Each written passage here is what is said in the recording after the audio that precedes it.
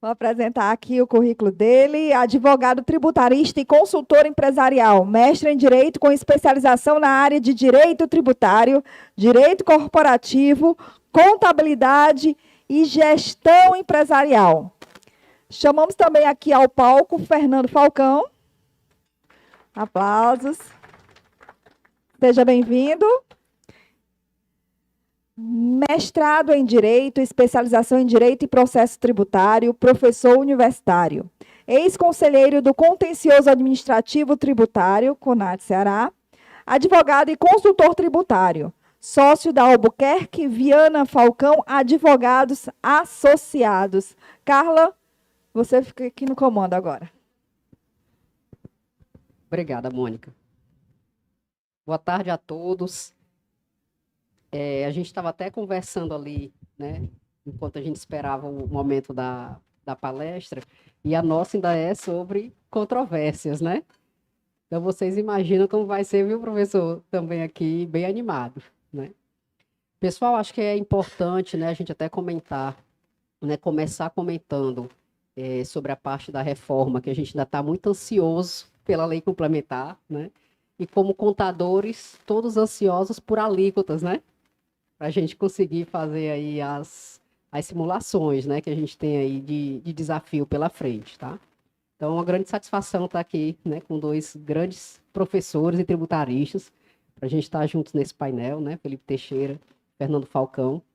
E eu já vou começar, assim, com um aspecto que é bem sensível, né, que a gente vinha conversando, que é assim, a gente sempre escuta, né, que a reforma tributária está para simplificar, que vai ficar só um imposto, né? Aliás, um federal e um municipal estadual.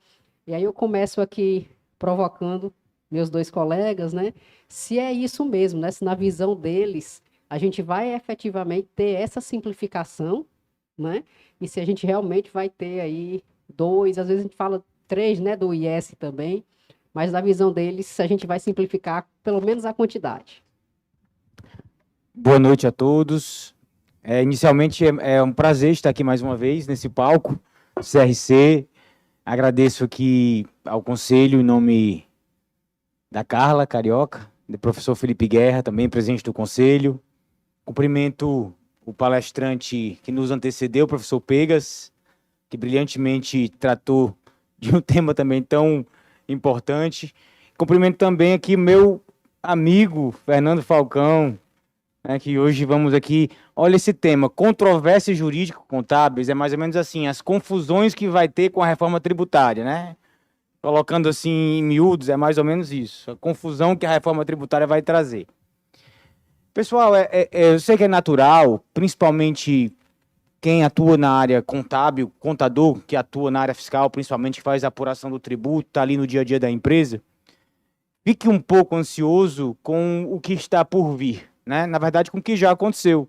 A gente já tem uma reforma tributária aprovada, uma PEC aprovada, mas, na verdade, a gente estava até conversando mais cedo sobre isso, a gente ainda está num terreno meio pantanoso, né, professor Pegas? Assim, tem muita coisa ainda para se definir. A gente tem nem a alíquota ainda do IVA. A gente espera aí algo em torno de 27, 27,5%, mas a gente não tem nem a alíquota ainda desse novo tributo. Então, não se preocupem que a hora de aprender a calcular, de aprender a apurar, vai chegar esse momento por meio da lei complementar, por meio dos regulamentos, dos atos infralegais que vão surgir, e a gente vai voltar aqui outras vezes, né, para tratar desses assuntos. O que a gente vai se propor a fazer aqui agora é tratar de alguns temas que já vimos que estão na PEC e que nós sabemos, não porque a gente seja mãe de Ná, mas porque é claro que vai gerar algum tipo de discussão, e isso é fácil de prever. A Carla estava me perguntando sobre a questão da simplificação. Eu acho que todo mundo concorda, nesse ponto, acho que o único ponto pacífico é que a gente precisava de uma reforma tributária. Eu acho que se existe um ponto que não tem sobre o qual não tem nenhuma discussão, é de que havia necessidade de uma reforma, Fernando. Agora a gente tem que tomar muito cuidado, porque às vezes você pega um livro, né, professor Pegas, aí tem escrito lá no livro, reforma tributária, ou então o livro é bom, né? Se tratando de reforma tributária é porque o livro é bom, a gente precisa de reforma e não necessariamente o livro vai ser bom, né? Às vezes o livro não é bom. Eu tenho que ler o livro para saber se o que está sendo proposto naquele livro sobre reforma tributária é bom. E aí, a realidade é que não adianta mais a gente estar aqui chorando as mágoas, né? Porque já foi aprovado o texto aí na PEC. O que tinha que ser discutido, o que tinha que ser negociado, as exceções, né?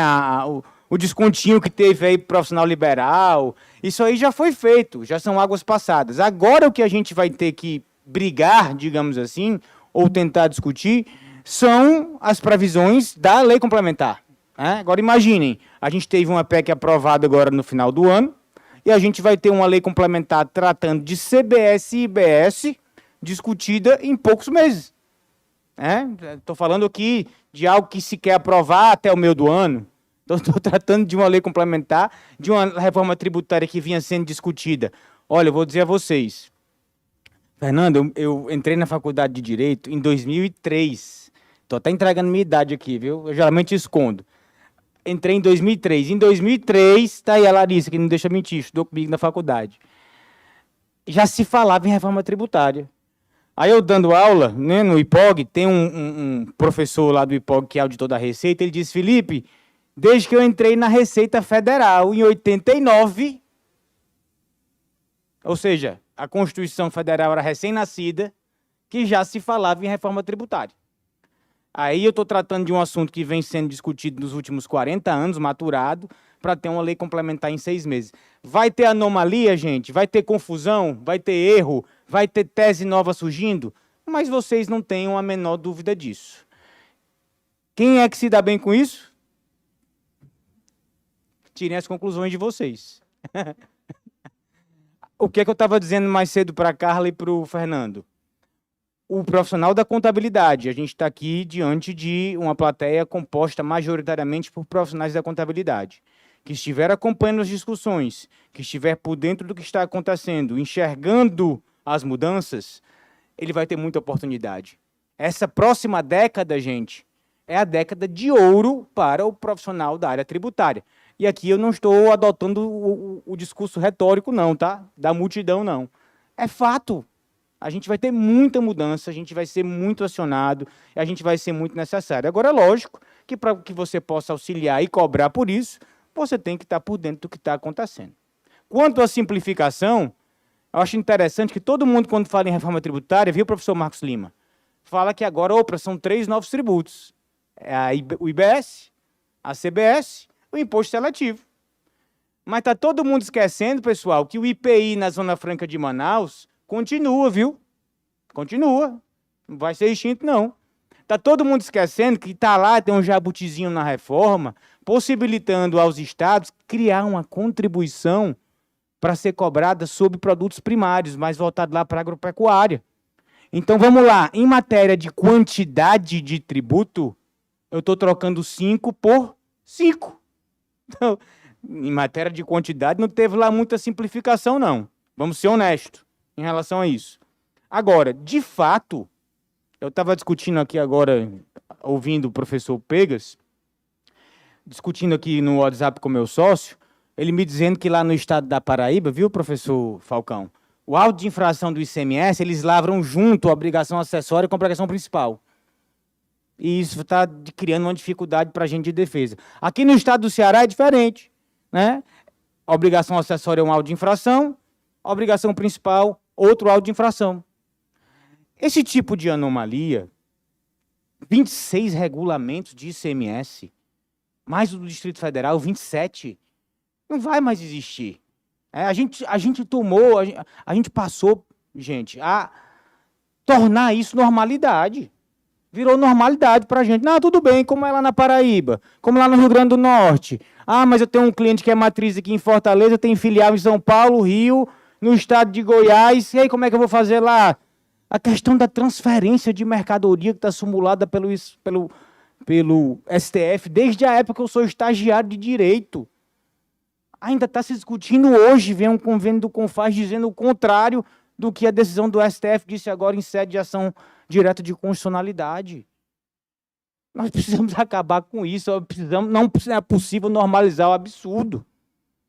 Então, esse tipo de simplificação, no que diz respeito à quantidade de normas, pessoal, são mais de 5.000 municípios no Brasil, com 5.000 legislações diferentes para o ISS. Ah, mas tem a Lei 116, 2003, que traça as normas gerais do ISS. Aí vocês vêm me dizer que os municípios respeitam a Lei 116, é? Ninguém faz nada diferente do que expõe, do que traz a Lei 116. Os estados respeitam muito a Lei Candia, a Lei 87. Tudo bonitinho, do jeito que está lá na legislação complementar. Claro que não. Então, esse tipo de anomalia tende a diminuir. Aí é um ponto positivo da simplificação, Carla. Boa noite. Queria agradecer também ao CRC na pessoa da Carla, professor Marcos. Muito obrigado. E um prazer grande estar ao lado do meu amigo e professor Felipe Teixeira. Isso é bom demais. Já nos encontramos em vários congressos, né, em seminários, mas nunca dividindo a conversa. Isso é bom. Bom, esse imposto, né, essa reforma, né, ela tem muitas nuances, muitas, né? A começar mesmo pelo próprio nome, que ele disse, não, ele é único, mas ele é dual. Peraí, ele é único, mas é dual, então se ele é dual, ele não é único, né? Começa já por essa nomenclatura que, para mim, já começa com uma anomalia, né? Outro ponto também que a gente estava conversando, né, é com relação à não cumulatividade. A não cumulatividade ampla, né? O que seria exatamente essa não cumulatividade ampla? De que forma realmente seria? Porque hoje nós temos vários impedimentos para vários créditos, principalmente aqui no estado do Ceará. E aí vem também uma questão, outro ponto também que eu queria levantar, a substituição tributária. Nosso estado, ele é mestre em substituição tributária. Tudo nosso, o estado do Ceará é um dos pioneiros com essa história de substituição tributária interna, né? Será que com essa autorização para substituição tributária, e tudo depende da lei complementar, essa ST, ela vai ser possível cada estado fazer ou vai ser geral, vai ser para todos? Porque a alíquota não é para todos, gente. A alíquota, cada ente federado vai utilizar a sua alíquota. O Senado Federal, ele vai ter a alíquota padrão, mas não necessariamente ela tenha que ser usada. Você vai ter essa liberdade de usar a alíquota de cada ente federado. E eu vi também, professor Felipe, com relação à fiscalização e ao processo administrativo. Com relação à fiscalização, vai ficar a cargo dos entes federados. Mas o processo não. O processo vai ainda para a lei complementar e para o comitê gestor, né, que vai ter um poder enorme esse comitê gestor, para que possa ser definido ainda vários, eu vou usar aqui jabuti também, Felipe, porque de fato é o que nós temos por enquanto. Toda essa parte de cálculo está totalmente no limbo. Totalmente. O que temos até agora são suposições. Não, vai para 24,5, vai para... Na verdade, a gente não sabe ainda, né? Pegando aqui um pouco da palestra do professor Paulo Henrique Pegas, né? E como a gente estava conversando também com o Felipe, aqui existe uma carga muito grande sobre o consumo. E a renda nem tanto. O que é que se pode esperar, né? Distorções enormes. Somente só distorções. Eu estou para ver, estou assim ansioso mesmo, tá? Aguardando essa lei complementar, que tem que sair em 6 meses, a promessa é essa, para 6 meses, então temos agora até o meio do ano, não pode ser uma lei complementar para o IBS, outra lei complementar para a CBS, não, tá? É uma lei complementar só lá nas alterações do ato das disposições constitucionais transitórias, né, tem uma alteração onde tem que ser somente uma lei complementar. Olha, se para modificar a Constituição nós temos já um calhamaço, imagine o tamanho dessa lei complementar. Imagine depois os regulamentos. Como é que não vai ser? Né? Então, assim, se a palestra é para causar confusão, nós temos matéria suficiente, viu? Cada vez que eu leio, eu coloco a mão na cabeça e digo, meu Deus, como é que vai ser essa situação? Sabe? Cada ponto, né, que você realmente tem que parar e analisar qual é a ideia. Você não pode pegar só ela, você tem que pegar a origem. Né? O Felipe até me lembra a motivação da lei. Como é o nome? Me diga, que a gente já comentou lá fora. A motivação da lei? Não estou lembrado, não. Eu estou usando aqui um termo aqui que eu realmente esqueci agora. Mas daqui a pouco eu lembro, isso é normal. O Fernando tratou de um assunto interessante, viu, Carla? Que é a questão da não cumulatividade. Quem trabalha com tributo, né? O professor Pega sabe bem do que eu estou dizendo, sabe que 95% das discussões hoje no Brasil em sede administrativa e judicial giram em torno da não cumulatividade. O professor Hugo de Brito Machado, pai, né? Ele dizia que para resolver o problema no Brasil, bastava que todos os tributos fossem cumulativos. Né? Você deixa tudo cumulativo, não tem essa questão de débito e crédito, está tudo certo. E é evidente que essa discussão que existe hoje, gente, no que diz respeito à não cumulatividade, diz respeito justamente à amplitude, né, dos créditos e das vedações que cada legislação tem. No caso do ICMS, aqui no estado do Ceará a gente tem vários, cada estado coloca as suas vedações, e a gente tem a figura do PIS e COFINS e do IPI, que são tributos também não cumulativos, a depender do PIS e COFINS aí do regime do contribuinte.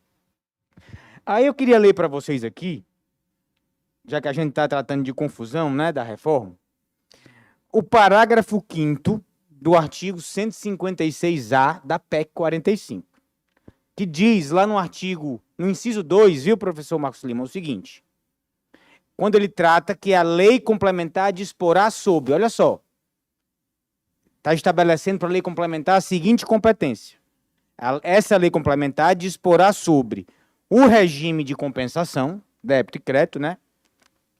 Podendo, olha aqui, olha a pegadinha, né? Olha a porta que fica aberta. Podendo estabelecer hipóteses em que o aproveitamento de crédito ficará condicionado à verificação do efetivo recolhimento do imposto incidente sobre a operação anterior. Olha só o que é que esse artigo está dizendo, viu, Carol? É o seguinte: eu vou adquirir uma mercadoria, eu, contribuinte de boa fé, estou lá comprando mercadoria, né, com incidência de CBS e IBS, mas eu só posso tomar o crédito de CBS e IBS, esse meu crédito só será legítimo se quem estiver me vendendo a mercadoria ou prestando o serviço, se for o caso, tiver o quê? Recolhido o tributo. Agora me diga uma coisa: quem diabo é que tem condição de saber se o fornecedor da mercadoria ou do serviço recolheu o tributo, gente? Vocês conseguem fazer isso? Vocês têm pelo menos como verificar se o cara escriturou o documento fiscal? Quanto mais se ele recolheu. Agora vejam a brecha que a Constituição está deixando. A lei complementar poderá estabelecer esse... Olha o tamanho da confusão, totalmente contrário ao entendimento atual dos tribunais superiores, que prevê o quê? Adquiri a mercadoria, tomei o serviço, sou um adquirente ou um tomador de boa-fé?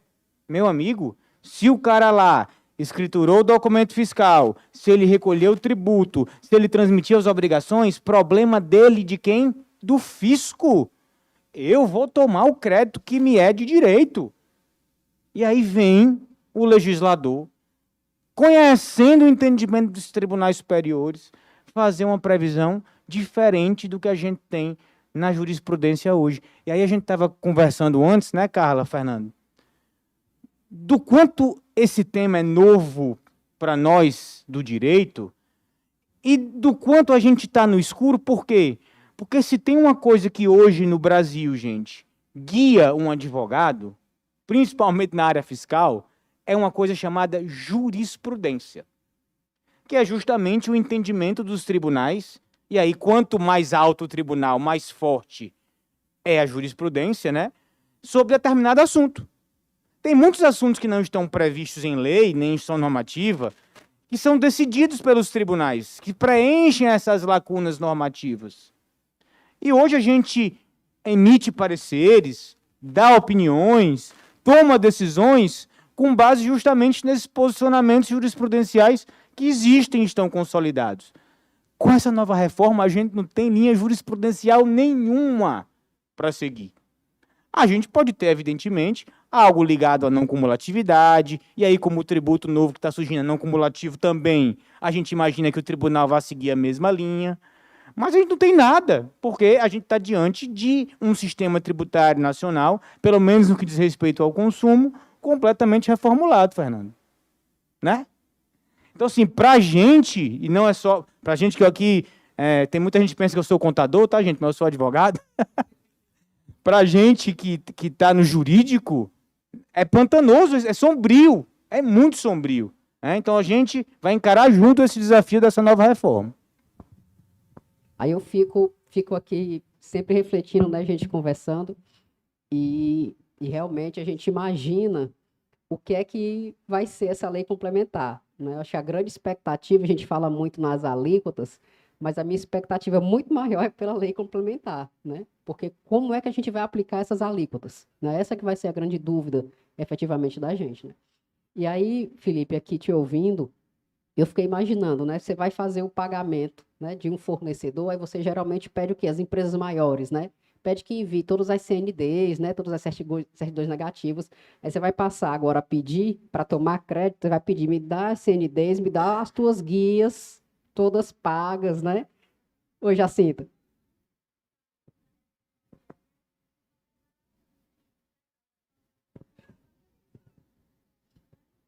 Pois é, então você... Não, e como o Felipe falou, né, ainda tem um poderá.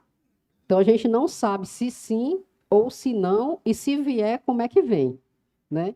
Então, realmente, para quem está na expectativa de fazer o cálculo, né, esperando as alíquotas, é muito mais relevante como é que vai vir, né, descrito essa parte da lei complementar. E aí, né, como os meus colegas aqui estão dizendo que a gente está com um intuito nesse painel hoje de criar confusão, né? Então, tem mais uma, né? Porque tem essa parte do crédito que se fala de uso e consumo pessoal, né? Então, vocês imaginam também como é que vai ser conceituado cada coisa, né? Então, o que é que vai ser, o que é que vai entrar como uso e consumo pessoal, né? Como é que a gente vai fazer realmente essa distinção? Aí, não sei se o colega Fernando Falcão também quer falar sobre isso, ou o Felipe, né? Sobre esses detalhes, as pegadinhas, né? Que a gente provavelmente vai ter também. Eu vou voltar um pouquinho antes, porque eu lembrei do nome, a justificativa que eu estava procurando. A justificativa da PEC, viu? Quem já foi meu aluno, tá? Sabe que no primeiro dia de aula eu disse assim, gente, olha, se eu ficar, pronto, se eu ficar fora do ar 2 minutos, fiquem tranquilos. É isso mesmo, tá? O Felipe aqui entregou a idade dele, eu não posso entregar a minha, tá? Que é um pouquinho só, algumas décadas a mais, tá? Então, eu vou me conter.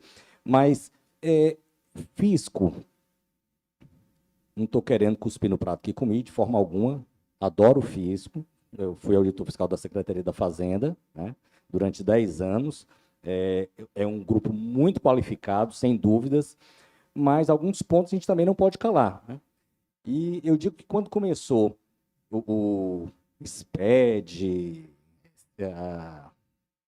toda esse ambiente virtual, né, houve uma parceria, o fisco fez uma parceria com o contador.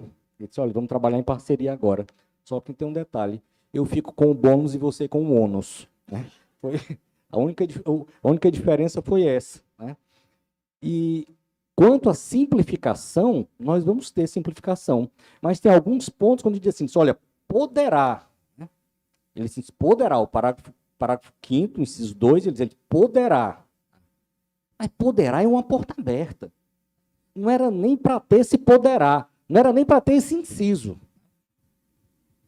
Não era nem para ter a possibilidade da empresa, para tomar o crédito, saber se primeiro você pagou de fato o imposto. Precisa realmente procurar a justificativa, né, da PEC para poder entender o que é exatamente que ele está pensando nesse caso. Porque eu fico assim, gente, nós não temos condições de absolutamente ver nada da outra empresa. Óbvio, são dados muitas vezes sigilosos, né?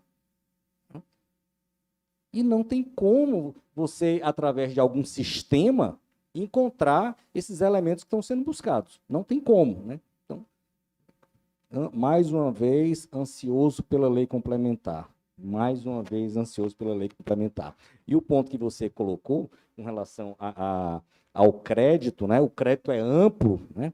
Mas vedado o uso, consumo pessoal. Pessoal? O que é exatamente o pessoal? E conversando antes com o Felipe estava me dizendo que na justificativa, em determinado momento, ele usa o nome sócio. Pessoal é para ser da empresa. Uso e consumo da empresa. Mais uma vez digo, tem que ir para a justificativa para saber o que é que passou na cabeça dos legisladores, né, quando eles criaram essas novidades, porque isso são novidades, né? Uma coisa boa, também não vamos só aqui meter o ferro, não, né? Vamos só malhar, não. Uma coisa boa é que ele deixa de ser um imposto por dentro, como é o ICMS. Né? Então, tanto o IBS como o CBS, né, ele é um imposto agora por fora. Tá? Não é mais, ele não compõe a própria base de cálculo. Né? E isso eu particularmente considero um avanço. Ele facilita, ele desburocratiza muito o cálculo do imposto. Né? Felipe. Eu estava ouvindo aqui, viu, Falcão, você falar, e antes o professor Pegas, falando aqui sobre tributação, sobre a renda e tudo, e defendendo a cobrança de imposto de renda sobre a distribuição de lucros e dividendos e tudo mais, e TCMD. A gente sabe que a carga tributária do Brasil gira em torno, gente, de 35% do PIB. 34, 35%, por aí. É uma carga tributária muito em consonância com os outros países da OCDE. Estados Unidos, Japão, Coreia, México, muito parecida, entre 34% e 37% do PIB. Qual que é a grande diferença da nossa carga tributária para esses países? É onde ela mais pesa. A nossa carga tributária ela é majoritariamente incidente sobre o consumo e menos sobre o patrimônio e a renda. E não precisa ser muito inteligente para entender que quando se tributa muito o consumo, se penaliza quem tem menos condições. Como que eu vou cobrar? Quando eu estou tributando o consumo, cobra-se sobre esse microfone, uma pessoa que tem uma baixa renda paga de tributo a mesma quantidade que o Fernando Falcão, que tem alta renda, ó, paga sobre esse microfone. Né? Não se justifica. E aí você vem, por exemplo, aqui que o Pegas deu, de pessoas que recebem 100 milhões a título de distribuição de dividendos por mês, pagando 1,5% de imposto de renda sobre esse valor. É uma distorção absurda. E o que é que essa reforma mexeu nisso, gente, até agora? Mexeu em alguma coisa disso? Absolutamente nada. O que houve o quê? Mantém-se a mesma tributação sobre o consumo, e o que houve foi uma transferência de encargo no quê? Tributou-se mais agora, a partir dos próximos anos, o setor de serviços. Ruim para a gente, né? Ruim para todos nós aqui. Tira um pouquinho do peso da indústria e do comércio, coloca no lombo do setor de serviços, que, aliás, é o que mais emprega no Brasil. Sabemos a consequência disso? Não. Ainda não sabemos, mas pode fazer conta, né? Se você vai aumentar sua carga tributária aí, pelo menos em 30%, com essa reforma. Pode fazer conta. Tá? Então, a nossa discussão, eu sou a favor de tributar o imposto de renda, o dividendo, sou a favor de que se tenha uma alíquota maior de ITCMD na herança no Brasil, 8% é muito baixo. Mas o que é que eu sou contra? Eu sou contra tributar isso e não reduzir a carga tributária do outro lado. É sempre mais, até quando? Qual é o limite? É o céu? A gente vai chegar o quê? Em carga tributária aqui de Suécia? Com serviço de Venezuela? Como é? Vamos chegar em 45% do PIB de carga tributária, cobrando 16% de alíquota de TCMD, tributando lucro e dividendo, aumentando a alíquota do imposto de renda para pessoa física. E aí vai, como é? Qual o limite disso, gente? Eu estou aqui provocando uma discussão com vocês, porque a gente está em vias, a reforma tributária não acabou, não. A gente está discutindo aqui agora controvérsias da reforma sobre o consumo, mas a gente está em vias de se implementar uma... Podem ter certeza, aprovou a lei complementar da PEC 45, a gente já começa a discussão de PEC para a reforma do imposto de renda. E aí, evidentemente, também vai entrar a contribuição social sobre o lucro líquido se eu estiver tratando de PJ. Né? E aí, o que é que nos espera?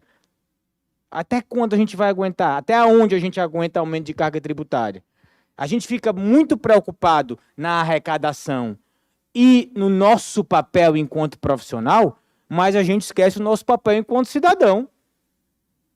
O meu papel é ajudar a empresa a transmitir as informações para o fisco e estar em conformidade. Concordo, estou de acordo. E o meu papel enquanto cidadão?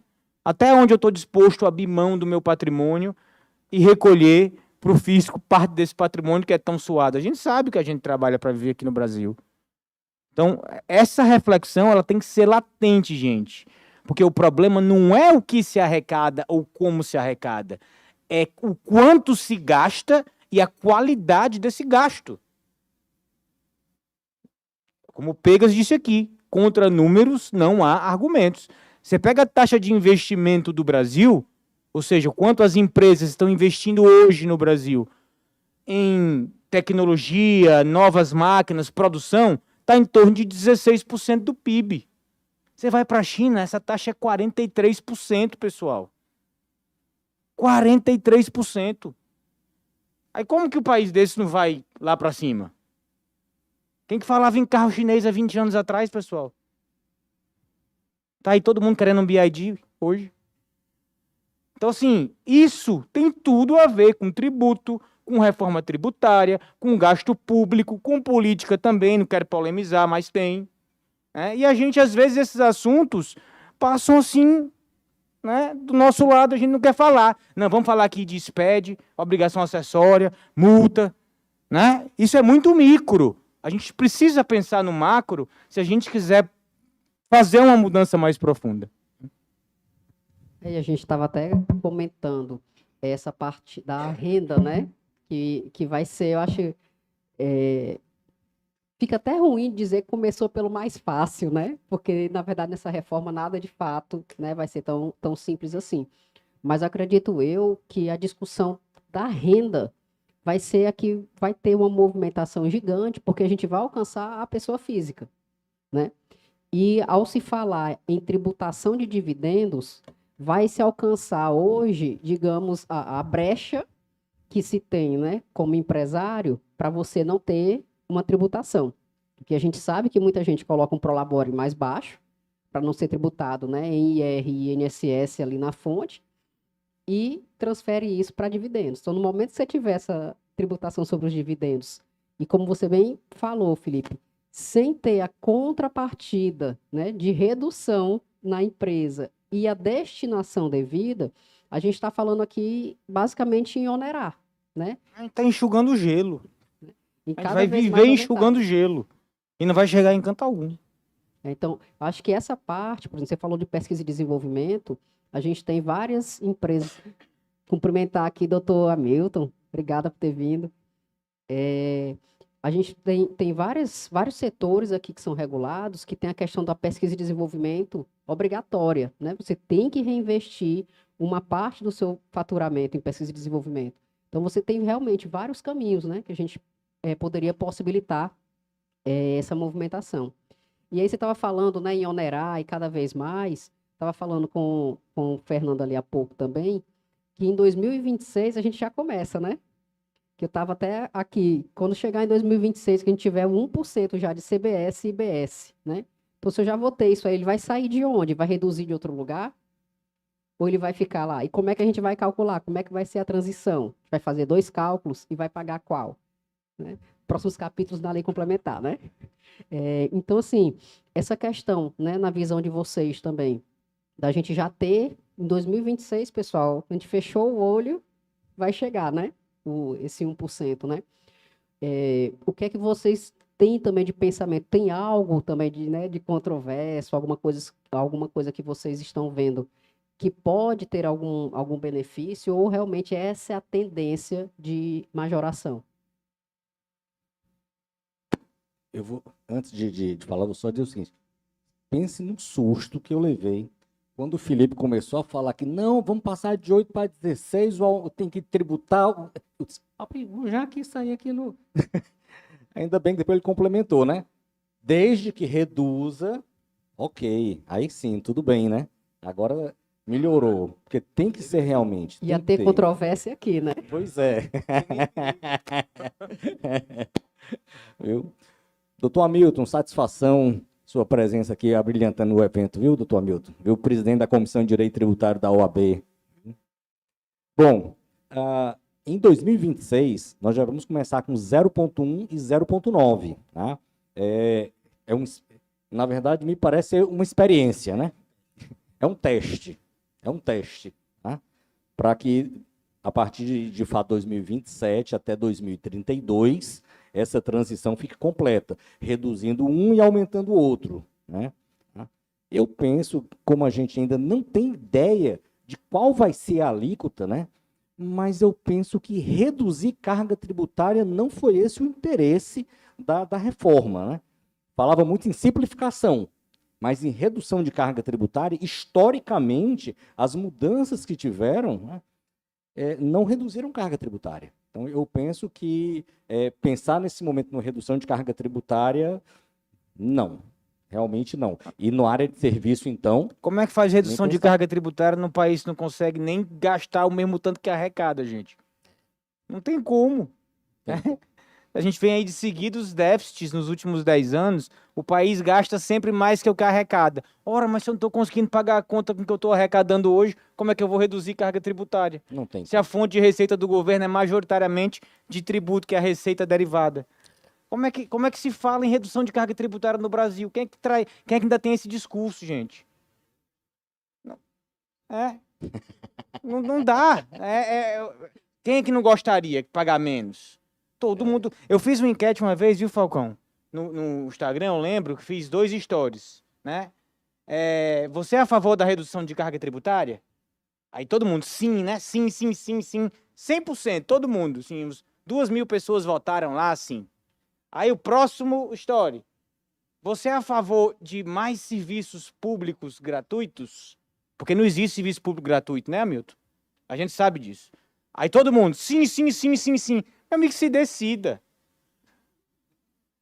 Você quer a redução da carga tributária e você quer mais serviço público. Não dá para ter os dois, gente. Esse é o mal. Não dá para ter os dois. Infelizmente, o problema do Brasil é fazer ajuste fiscal simplesmente com aumento de arrecadação. Tem que reduzir custo para fazer ajuste fiscal. Vejam aí o que fizeram com as empresas, Falcão. No final do ano agora, pessoal, quem tem empresa aqui do lucro real com incentivo fiscal, a tributação das subvenções para investimento, que ninguém pagava, IRPJ, CSL, PIS e COFINS, sobre subvenção para investimento, e agora está pagando. Estou falando de um aumento de carga tributária de 40% sobre a parcela de subvenção, IRPJ, CSL, PIS e COFINS, para quem está no lucro real. Simples assim. MP em dezembro, aprovação em janeiro. Pague, acabou, todo mundo. É assim que se faz política fiscal no Brasil. É assim que se empurra reforma tributária? Goela abaixo e vai e faz e pague. Um outro ponto também que tem que ser chamado a atenção é com relação ao imposto seletivo, né? Eu até separei aqui para poder ler exatamente como está, né? Ele fala da produção, extração, comercialização e importação de bens e serviços prejudiciais à saúde ou ao meio ambiente, mais uma vez nos termos da lei complementar, tá? Ou ao meio ambiente. O imposto seletivo, esse sim, ele vai ser cobrado uma única vez, tá? Ele não vai ser não cumulativo, pelo contrário, ele vai fazer parte da base de cálculo do CBS, da IBS, tá? É um detalhe importante, né? É o imposto do pecado, né? É o imposto do pecado, né?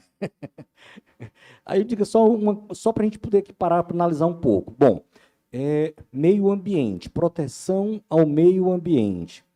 Então, um carro, um veículo que ele polua muito o meio ambiente, que ele causa muita poluição, ele vai estar dentro desse imposto seletivo, né? E um carro elétrico, por exemplo, não vai ter. Porque ele não causa nenhum mal à saúde, nem ao meio ambiente. Ou seja, quem tem o carro, em tese, mais caro, que são os carros elétricos, né? Esse não vai pagar o imposto. Mas aquele que vai comprar o carro a combustão, provavelmente, né, vai ter, sim, mais um impostozinho nas costas, que é o imposto seletivo. Mais uma vez digo, vamos aguardar a lei complementar.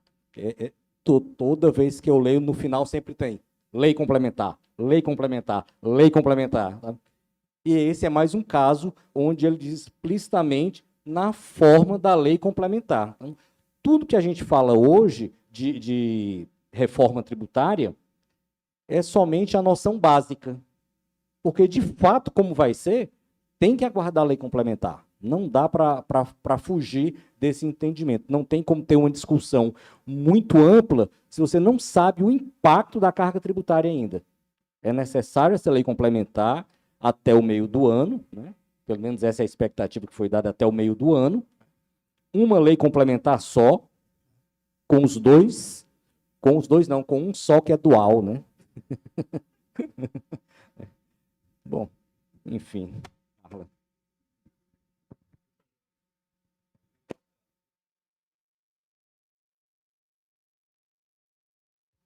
Questão da bateria, dos carros da bateria, né? Ele Ele está dizendo aqui que existem estudos que o carro elétrico polui mais do que o carro a combustão. Eu já tinha visto isso também, por causa dos desgaste das baterias, né? Dona Carla. A gente fica aqui ouvindo e pensando que vai ser muito animado, né? Acho que vida de advogado, de contador nos próximos 10 anos, Não tenha dúvida. eu acho que vai ser só... Vai ser animado. Vai ser animado. Só emoção, viu? Só emoção. Não, e a emoção começa da gente imaginar, da gente ter uma lei complementar, como até acho que o Fernando falou aqui um pouquinho antes, em 6 meses a gente vai ter uma lei complementar, que é onde vai estar todo o embasamento que a gente precisa para fazer os cálculos, advindo de uma reforma tributária que levou tantos anos, né? Então, ou realmente está bem alinhado, né? Já está tudo ali muito bem encaminhado, ou a animação vai ser ainda maior, né? Assim, para a gente, né? Eu não sei se vocês têm algum chute, digamos, né? Do que é que se pode ter. Acho que ele estava falando até da parte de saúde também, né? De que existem alguns, na própria PEC, né? Existem algumas frases que a gente já fica imaginando a confusão futura, né?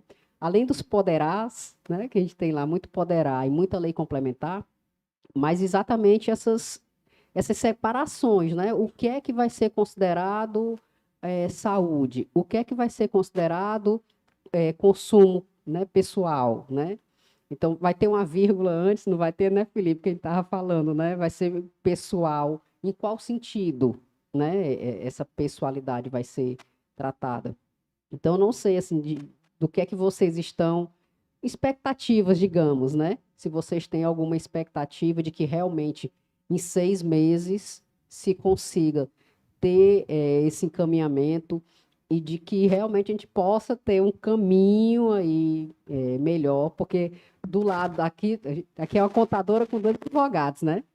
Do lado daqui, a gente realmente está numa expectativa grande de como será feito, né? Porque essa questão jurídica, pessoal,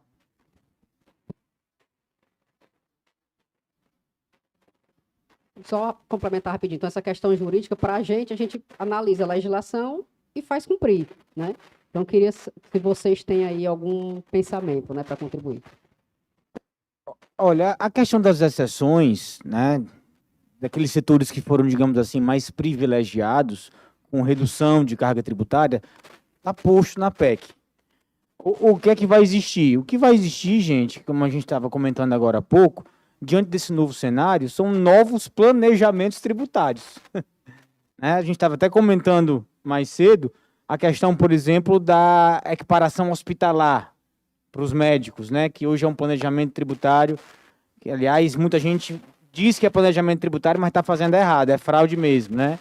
Que é exatamente a redução do IRPJ da CSL para quem está no lucro presumido, médico, presta serviço médico e pode fazer uma equiparação ao hospital. Tem que cumprir os requisitos, não pode ser simples consulta, né? Lógico, se a reforma tributária está trazendo um tratamento privilegiado para determinada atividade, vai ter gente que vai fazer de tudo para dizer que se enquadra naquela atividade. Embora, de fato, ela não se enquadre. A gente vai ver de tudo, vai ter uma mudança, pessoal, muito grande de cenário. E isso vai nos forçar, enquanto profissionais, a nos adequar e a procurar novos caminhos também. Não tem jeito. Quanto à inclusão desses setores, aqui a gente está numa plateia composta de profissionais, todo mundo graduado, adulto, advogados, contadores. A gente sabe que existe um lobby muito grande de vários setores para receber algum tipo de privilégio. E quando se trata de tributo, pessoal, isso não acontece só no Brasil, não. Isso acontece no mundo inteiro, né? Todo mundo que tem lobby junto às casas legislativas utiliza dessa força política para obter algum tipo de benefício, para pagar menos tributo. Então, isso é natural, isso é do jogo. Eu acho que a gente também fingir que isso não existe é muita ingenuidade. E estão aí, né? Saúde, transporte público, educação, né? Esses setores que o Congresso entendeu que são de interesse público importantes para a sociedade, foram beneficiados com redução de alíquota, 50%, 60%. Os profissionais liberais, no caso nós, tivemos uma redução de modestos 30%, mas é melhor do que nada, né? Sem dúvida, é melhor do que nada, uma redução de 30% aí no IVA doou para a gente. Seria muito pior se não tivesse redução nenhuma. E segue o barco. Tem setor aí que não teve redução nenhuma. Agora, é fato. Quanto mais exceção à regra a gente tiver, pessoal, quanto mais setor beneficiado, maior vai ser a alíquota do IVA do. É lógico. Porque, repito, não se trabalha com essa reforma sobre o consumo com nenhuma possibilidade de redução de carga tributária. Digo a vocês, vai aumentar. Vai aumentar um pouquinho. Existe na PEC uma previsão de, caso aumente a carga tributária, haver uma redução em 2030 e 2034, ou seja, vai aumentar e depois reduz lá na frente, né? Vai haver aumento, diminuição, vocês não se preocupem que não vai ter não, um aumento vai ter, acho que não tanto, muito pouco, mas vai ter. Mas é isso, muita gente nessa ação aumenta a alíquota geral para todo mundo e todo mundo vai pagar. A conta tem que fechar, né, Felipe? Vai ter que fechar. Dinheiro não brota em árvore, não. O Felipe falou que segue o barco, né? O barco agora vai ser tributado também, né? Então, mais uma coisa a gente tem que esperar. Eu estava comentando com o Felipe lá atrás, a questão da tributação dos barcos e das aeronaves, né? Gente, a própria emenda, ela já traz a solução para isso. Ela própria já traz a exceção, tá? Então, a exceção, no barco não, no barco ele traz bem direitinho, de pesca, artesanal, mas O iate, talvez, o iate particular e o jet ski, seu iate vai ter que ser tributado agora, amigo. Lamento. Eu ia fazer a mesma piada contigo. Né? Mas a aeronave, vocês podem estar certo. Todas vão para uma pessoa jurídica. Não vai ter aeronave em nome de pessoa física, não. Vai ter aeronave em pessoa jurídica, lá com o KNAI dizendo que é para transporte de passageiro, para aluguel e tal. A própria emenda constitucional ela já traz esse escape. Tá? Agora, é importante, sim, colocar numa lei para ficar, não, agora estamos tributando os mais ricos. E depois diz, olha, mas se você fizer assim, você não paga, não. É o que tem. E com relação, lembrei agora, pronto, 10 minutos, né? Rapidinho. Com relação só ao Simples Nacional, tem uma mudança interessante do Simples Nacional, né? O regime, quando ele fala no regime único da microempresa e da EPP, é que está mantido, joia, certo? O crédito que vai ser repassado vai ser o crédito destacado na nota, tá? Vai ser o crédito realmente que vai ser o débito, né? Você vai ter que... Cuidado talvez... com os créditos e os débitos, viu? A gente já falou sobre isso, Fernando, viu? Ó, o de contador é de um jeito, viu? E poderá optar pela não cumulatividade do IBS e do CBS. Então, ele pode ser todo pelo regime único, mas, por conta do crédito, para que ele possa repassar o crédito maior, ele pode, sim, aderir ao sistema de débito e crédito, sistema não cumulativo do IBS e do CBS. Então, vão ser duas formas. Eu posso ser integralmente do regime único e eu posso ser parcialmente do regime único. O que é uma grande sacanagem, a palavra é essa mesmo, com a empresa do Simples Nacional. Porque hoje, no atual regime, se eu tenho uma empresa optante pelo lucro real, regime não cumulativo do PIS e COFINS, adquirindo uma mercadoria de uma empresa do Simples Nacional, essa empresa do lucro real, ela toma crédito integral de PIS e COFINS de 9,25% sobre o custo de aquisição dessa mercadoria. Independente de quanto uma empresa do Simples Nacional tenha recolhido a título de PIS e COFINS. Nós sabemos que a regra hoje é essa. O que o Fernando está dizendo que a PEC previu, foi o seguinte, olha, o Simples Nacional continua igual, mas daqui para frente é o seguinte, você do Simples Nacional agora, quando vender para uma empresa do lucro real, você só transfere o PIS e COFINS que de fato você recolheu de acordo lá com o seu anexo do Simples Nacional. Então é evidente que eu estou retirando a competitividade da empresa do Simples Nacional, porque ela está transferindo menos crédito. Então ela vai ter que dar um desconto no preço do seu produto, da sua mercadoria. Ah, não, Felipe, mas a PEC prevê a possibilidade da empresa do Simples Nacional pagar o IBS e a CBS por fora. Ora, com a alíquota de 27,5%, minha gente, tira a empresa do mercado, Hamilton. Então, assim, nesse ponto aí, vai ser problema para as empresas do Simples Nacional. A gente ainda não está discutindo muito isso porque não está acontecendo na prática, Carla. Mas quando começar, minha gente, a confusão vai ser grande.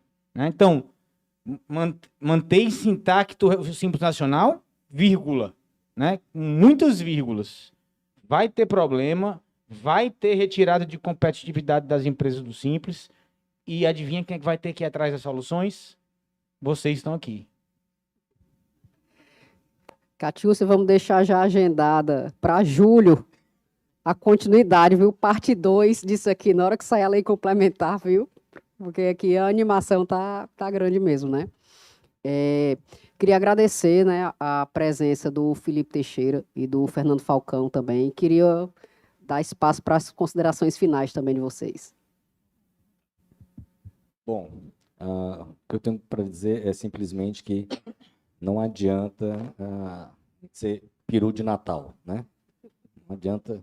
Então, tem que aguardar realmente a lei complementar, saber que vai sim aumentar a carga tributária, não tem expectativa de redução de carga tributária é uma utopia, não tem como, tá? Não dá, realmente não tem condições, tá? Aguardar a lei complementar, discutir muito e pode esperar nos próximos 10 anos, de fato, Carla, Animados. vão ser 10 anos bem animados, né? Porque uma coisa que o Felipe falou que é muito, muito importante, a jurisprudência, ela traz uma segurança jurídica. Só que agora a gente não vai ter absolutamente nenhuma jurisprudência. E a jurisprudência traz segurança jurídica e a gente sabe que atualmente o que a gente não tem é segurança jurídica. Essa é a verdade. A segurança jurídica está bem prejudicada ultimamente, né? Agora, num ambiente totalmente novo, totalmente novo, totalmente novo. Todas as controvérsias que forem discutidas, não tem jurisprudência. Não tem jurisprudência. Né? Então, é realmente acalmar, aguardar o que vai acontecer, né? E se preparar para uma cargazinha tributária maior, principalmente para a gente, prestador de serviço. Muito obrigado a todos pela atenção, muito grato.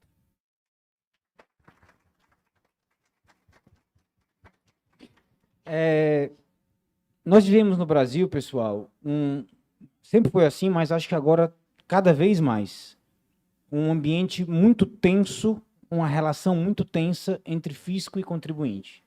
De um lado, a gente tem um fisco que precisa arrecadar cada vez mais para cumprir com as suas políticas públicas, inclusive políticas públicas previstas constitucionalmente.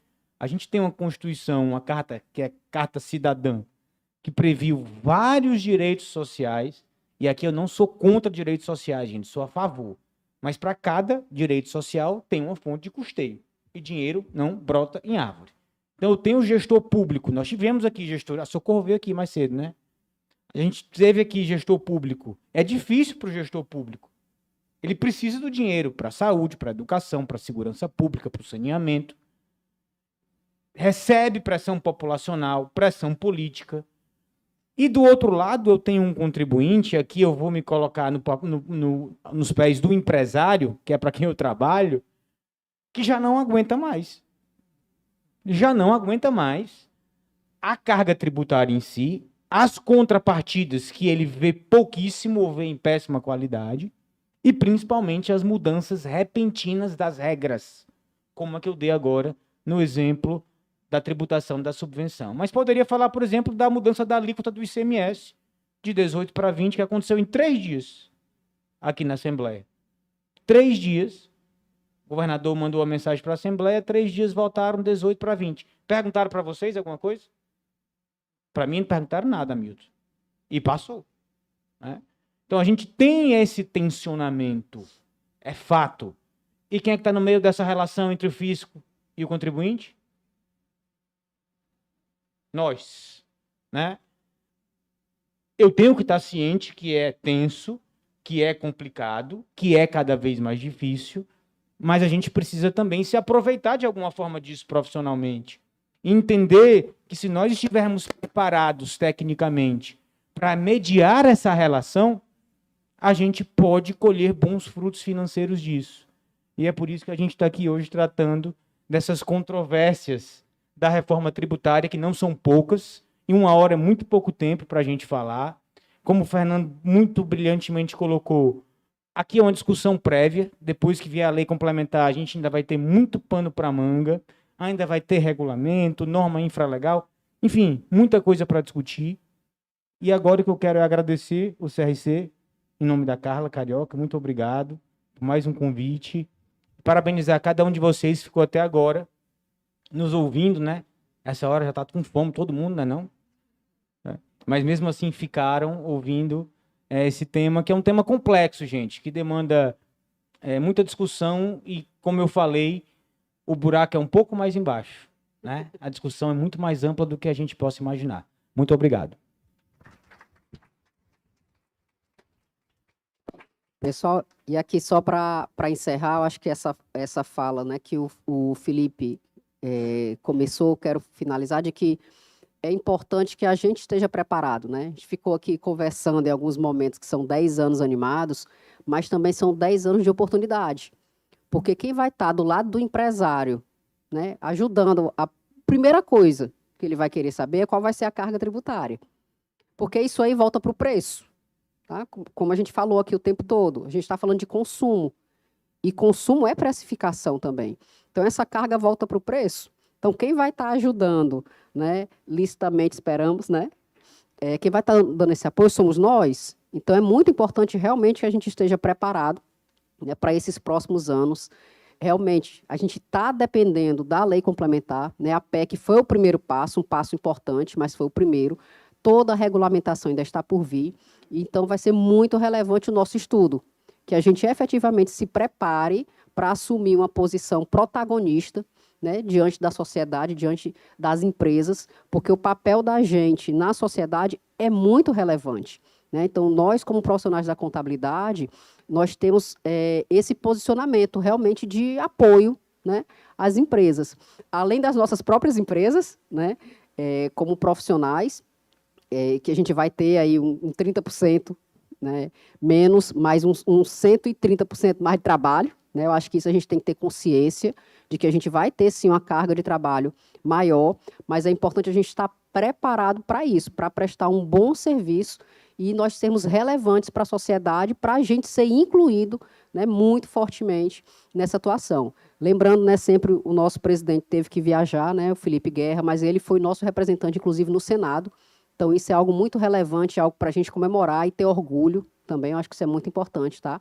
Para nós, como classe. Então, agradeço a vocês. Fica a parte 2 já agendada, viu, Catiúcia? Pega a agenda desses dois aqui também, para a gente fazer... Isso aqui, que você continue no palco com o Felipe e com o Fernando, para a gente poder aqui fazer uma entrega de um certificado de agradecimento. Vamos chamar aqui a Areta Soares para fazer essa entrega, junto com a Carla. Conselheira, nossa conselheira Areta Soares. Vocês podem ficar aí que a Areta vai... Areta, suba, por favor, para ficar mais bonito nas fotos. Pronto, a Carla.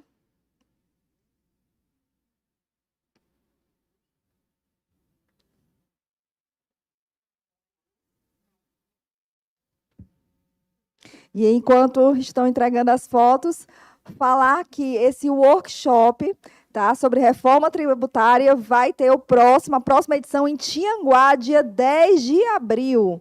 10 de abril em Tianguá. Então, anuncie, divulgue aí para os seus colegas. E daqui a pouco a gente vai finalizar com o nosso sorteio. Como é que vai ser o sorteio, Pedro? Vai ser por número, você que vai me dizer, né? Sorteador, né? Ótimo. Todo mundo se credenciou lá fora? Muito bem, muito bem. Tirar agora a foto, todo mundo reunido. Todo mundo junto, já tiraram os 4 juntos? Pronto.